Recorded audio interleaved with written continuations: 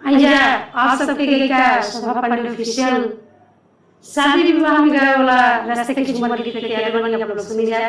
अच्छा लगी लाइक share comment जरूर करो जा और हमारे चैनल को सब्सक्राइब जरूर करो जा।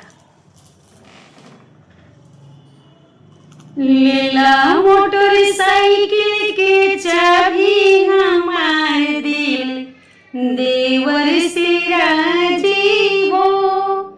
लीला मोटरसाइकिल के चाबी हमार दिल देवर से राजी हो। देवर कहे भाभी जीवना लगादा, देवर कहे भाभी जीवना लगादा। सैया सैया कहे रे हर जादी हमार दिल देवर से राजे हो।